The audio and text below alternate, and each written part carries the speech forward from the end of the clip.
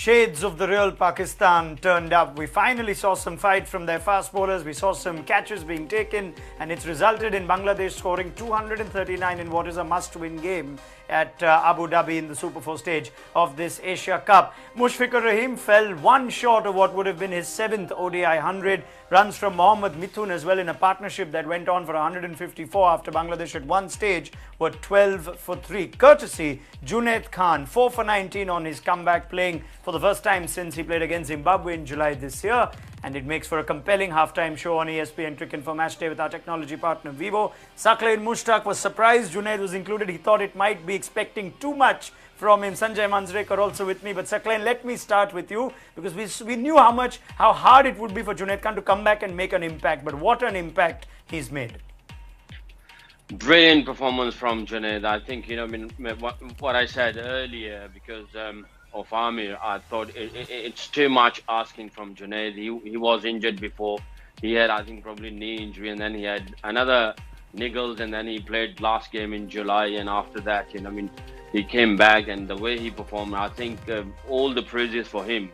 In his interview, he said that, he wasn't thinking too much. He had self-belief, and he was relying on the Almighty God, The way he came and the way he started it, it was tremendous. I'm very pleased the way he performed, and the way he bowled, and the way he was actually on the field. It was brilliant. Absolutely fantastic performance from Junaid Khan today. Yes, looking at his graph, he's played 8 ODIs since that Champions Trophy final. So he's been in and out. He's had his share of injuries. And in a bowling lineup that's lacking a little bit of bite or a little bit of fight, the early wickets made a huge difference, Sanjay. Yeah, I think what was lacking in Pakistan's bowling was imagination. Yes. This pitch doesn't have anything off the pitch where you get lateral movement or swing in the air. What they needed was some more inventiveness. And we were talking about the short ball, the slow ball. You saw a lot of that. His first wicket was off a bouncer, which was great to see. And Saqlain, just a little bit on, we've criticized Pakistan of not assessing these conditions in spite of all the cricket they play here. Junaid Khan, so confident even in his interview that you mentioned to Ramiz Raja after the innings, I've played a lot here, I know what needs to be done. In what's been a tough tournament for the fast bowlers, he knew exactly what he was doing in what was his first game. Yeah, he mentioned in his interview that he said that he played quite few times over there, and he knew the conditions, mixing up, giving odd ball bouncer, he tried everything, and everything went in a right way. And the good thing is, he's confident, he was quite confident. What I was saying before the game, because they picked Shaheen instead of Junaid Khan.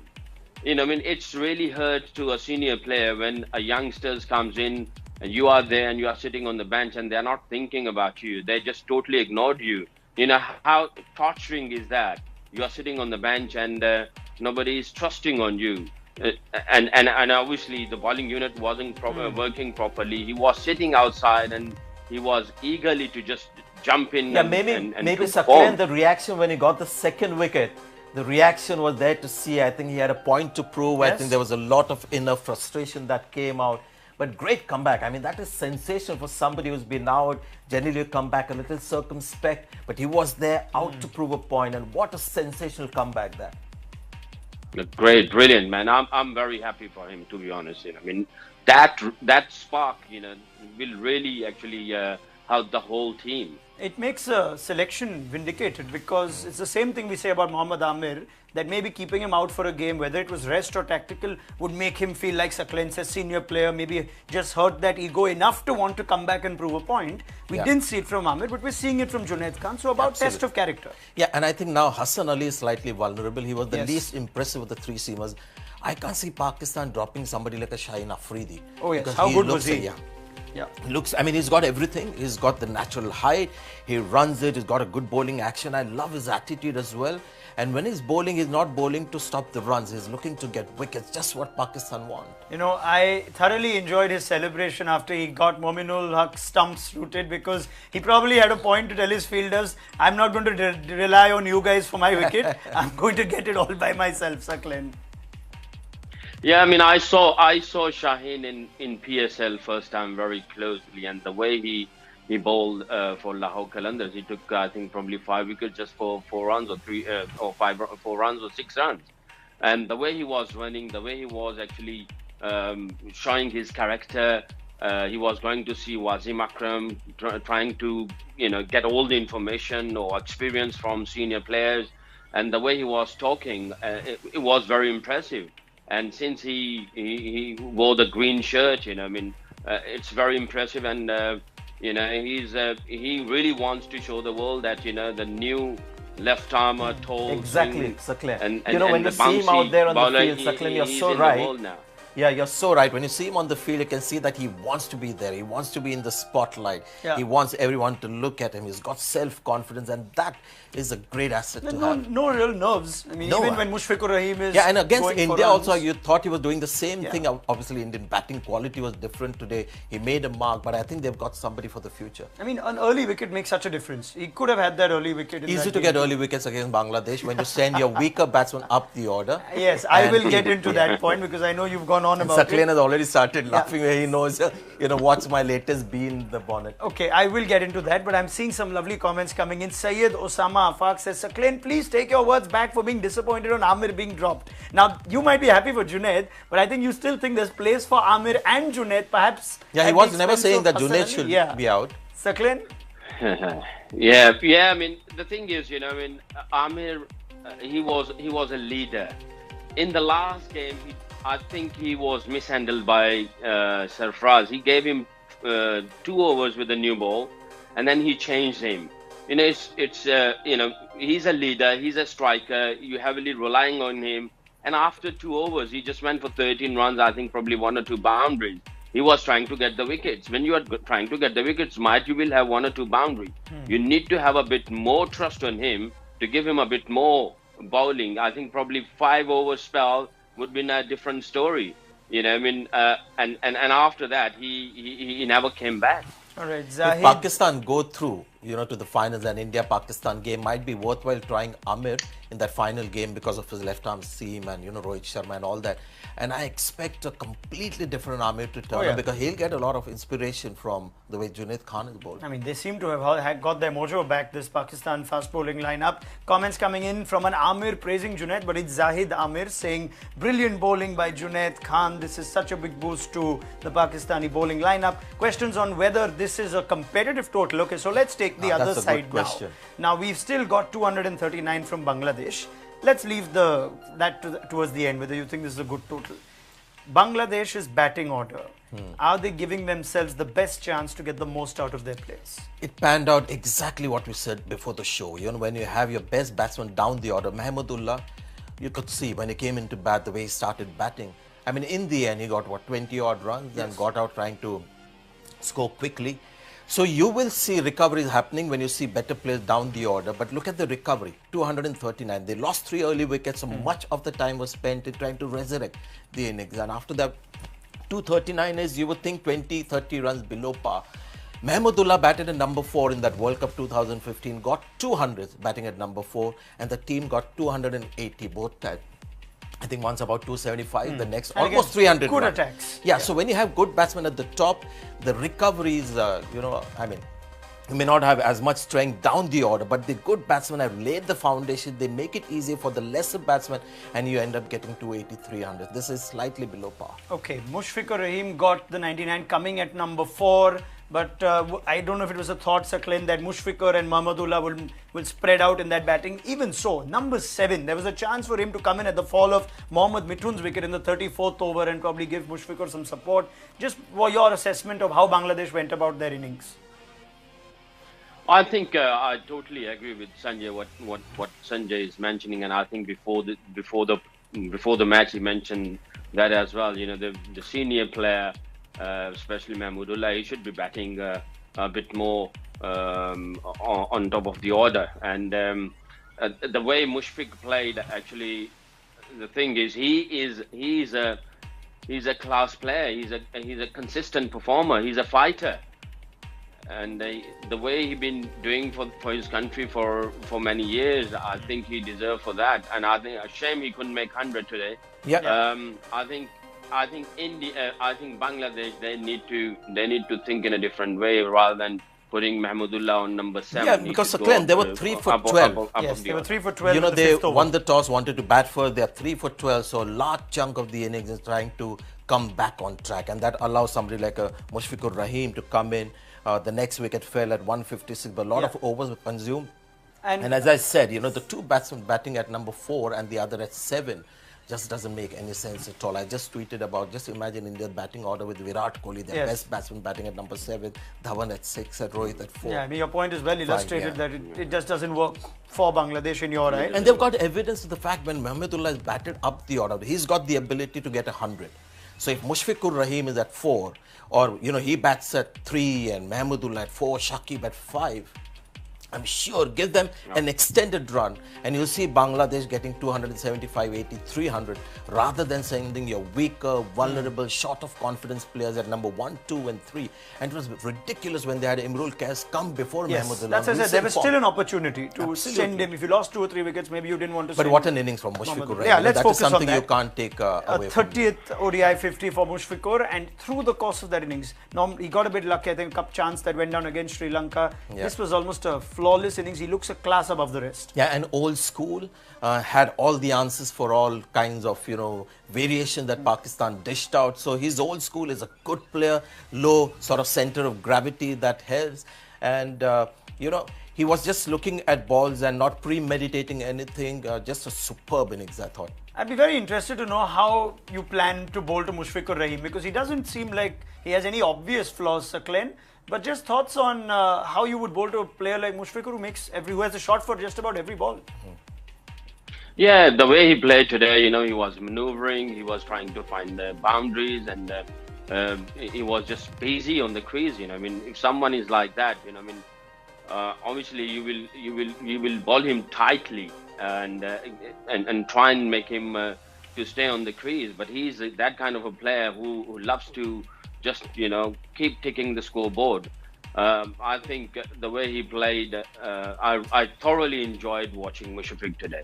Can I make a little observation about the progression of his innings? I think we've got some numbers to suggest that, you know, I think from 40 to 60, you know, he was looking pretty good. And his innings, as it got closer to 100, seemed to lose a bit of steam. Now look at 41 to 60. Just 18 balls, and then 61 to 80, 24. It wasn't a case of him losing wickets at the other end that got him to slow down. So I would like to see going forward, if I was the coach of Bangladesh, I would say to him, okay, I can understand you taking a few balls to get to 40, but after that, once you've got 18 balls, 41 to 60, it's got to get shorter and shorter. Get those runs quicker. You're set now. And you're on top of the bowling. And that's where you end up getting a little more runs. I thought he was a little conscious about that 100 landmark approaching. He's got to be fair to him, 81 to 99, just 19 balls. But I'd like to see that progression a bit quicker post 60. There were a couple of edges behind the keeper and between that 81 to 99. So I take your point. And without being overly critical about Mushfiqur, if you are going to employ this slightly strange tactic of having your better batsman lower order, then all the more reason he must have the once you get the team back on track, then the graph has got to go up. Go hard sooner would be the drill, shouldn't it? Absolutely. All right, let's go to Sakleen as well. Just on what the evidence of this pitch and 239, is it looking a score below par for you, Sakleen? It is below par. I think 240. Obviously, early wickets, you know, makes a difference, and then the way Mushfiq and Mithun started, I think Mushfiq, it was a bit, you know, he was having a bit of time. The way we just saw the stats, and then after that he accelerated his strike rate. And Mithun was, I think he was a bit slow as well. His strike rate was a bit slow. Again, if Mahmudullah comes a bit more on a top order, and the big player, the experienced player, play more deliveries, bat more deliveries, you will see the difference. Okay, some nice questions coming in from the Pakistan fans on our Facebook Live. I'll take some for Sakleen. Ahmad Ali says, agreed, Shaheen performed well and overall Pakistan bowled well, but there is still work that needs to be done on bowling selection. They should get in Fahim in place of Hassan Ali and perhaps find a place for Amir too. Sakleen, do you agree? Yeah, I mean, I'm keep saying that we need Fahim Ashraf inside the 11. I think he does his job very well in the middle period, and he can bat as well. And then we'll have depth in the batting. With Asif, I think he's another kind of a power hitter who can accelerate the run rate, But Sakleen, you'll be replacing Hassan Ali, a 10-over bowler, a potential 10-over bowler, with somebody who bowls only 5 or 6. Fahim Ashraf is not a 10-over bowler. No, I believe that he have got that kind of a skill that he can bowl 10 overs. But obviously, they need to start from somewhere. They need to start trusting on him, and I think he have got the skills. Last time I had a word with Waka and Wazim, and they said that we really like him, and he's a quite. Seems like he's got something about him. Because then you'll get a little bit of batting as well. Because Pakistan's batting is still a concern. The cream at the top. It's like Hardik Pandya, right? Even if he's not yet an over bowler, you would want him to become that an over bowler. They have Shoaib Malik. They do have some reserve bowling. Okay, Kamran Fakhruddin also with a question for Sakleen on the playing 11 about Hassan Ali. Since Sakleen's just answered that, let me take another one which I quite like. There's a lot of love coming for you as well, Sanjay Manjrekar, from our fans in Pakistan. Love as in the opposite? It's just saying love you, Sanjay Manjrekar. So that's as simple and succinct as it can get. What else do I have? This is an excellent question from Mohammad Usman. Sakleen, don't you think Pakistan need a full-time spin bowler just like you or Saeed Ajmal, who can take charge in the middle overs when partnerships are building? Sakleen. Definitely. I think they believe that Shadab will do that job, but I think he's struggling a bit at the moment. I think Indian, they played really well, and after that I think he seems that he lost his confidence. And I think we need someone, because he's young lad. He have all the armories. He has all the skills, but he needs someone to sit next to him, to mentor him, just to talk to him. But unfortunately, there is no one to look after the spinners in the sports staff. Mushi was there when Yasir started, and he done really well for Pakistan. But at the moment, no one is there to look after the spinners. And I believe that Shoaib Malik, who just bowled 2 overs or 3 overs, he have the potential, and he started as a bowling all-rounder. And I believe that if someone is there to look after the spinners, definitely the results will be different. It's a good answer, because Pakistan expects Shadab Khan to be doing that job in the middle, getting wickets like Kuldeep Yadav does for India. It hasn't quite happened. Is that because of a lack of ability? They need to look someone else, or you want more from Shadab Khan? Yeah, I expected a little more from Shadab Khan. What you get with him is some quick stuff. There's no big spin, there's no guile or deception. Like Kuldeep Yadav entices the batsman to play shots and gets wickets, and has lost a bit of control. So hopefully it's lack of form at the moment.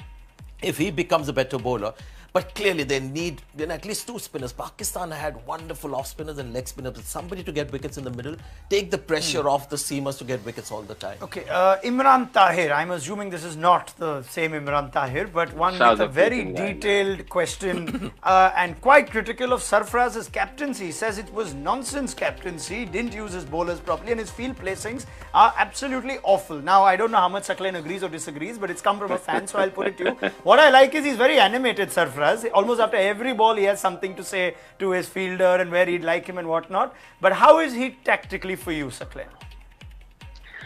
Look, in this match, I think he was okay. He wasn't brilliant, but he was okay. But in the last Test match, there were in the last game against India, there was few questions. But if you see that, his batting and the media and the pressure, not scoring runs, and the whole team is not playing well. So many things are coming front of the eyes, and the people are just opening their the mouth and giving the opinions.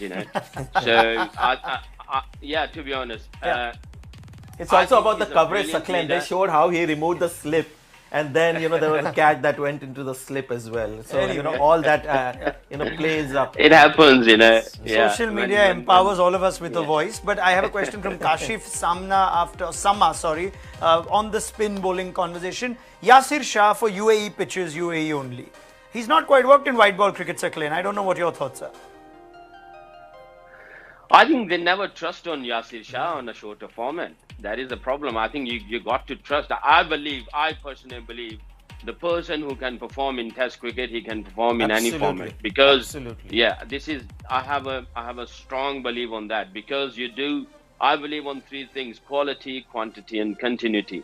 Obviously, in Test cricket, you have to have the quality bowling, because you have less less margin of error, or less protection, and then you do quantity as well, and you do continuity as well, and you bowl more and more and more.